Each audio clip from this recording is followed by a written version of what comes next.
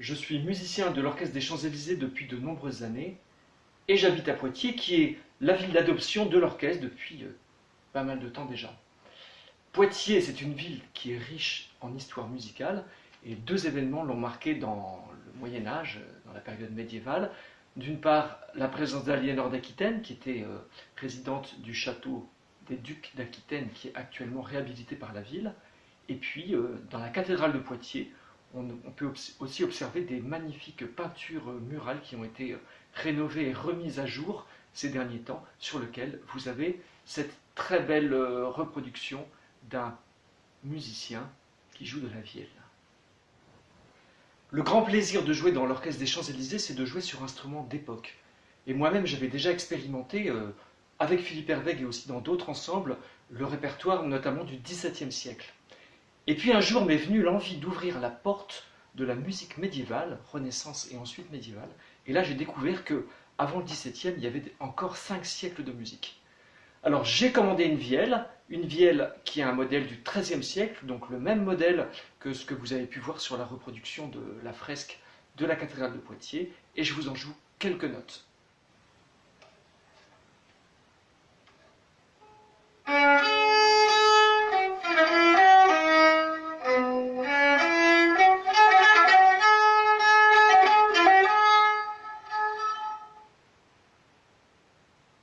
Il s'agissait de quelques notes d'une estampille royale, donc une musique du XIIIe siècle, contemporaine de Aliénor d'Aquitaine, donc toujours notre reine de France et ensuite d'Angleterre, qui a vécu une grande partie de sa vie et qui est morte d'ailleurs à Poitiers.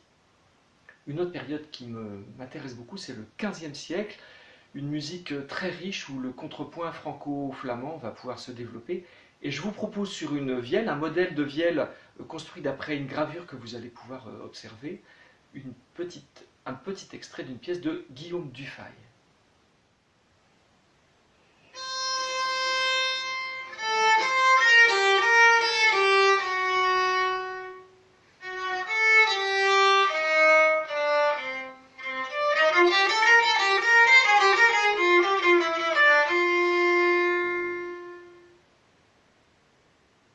C'est un instrument de Christian Rau, un luthier des Deux-Sèvres, qui a fabriqué cette vielle à partir d'une reproduction de Andrea Solario.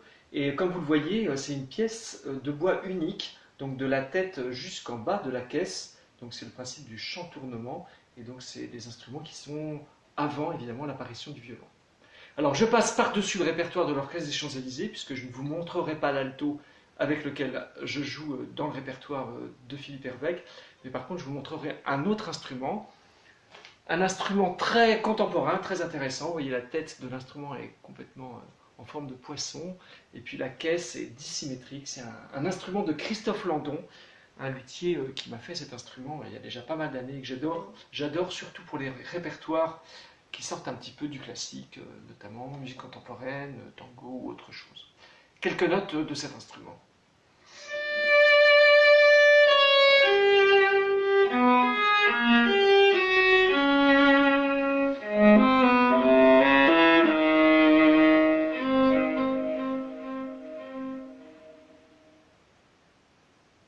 Voilà, j'ai pu vous montrer quelques instruments que j'utilise pour différentes périodes de l'histoire de la musique.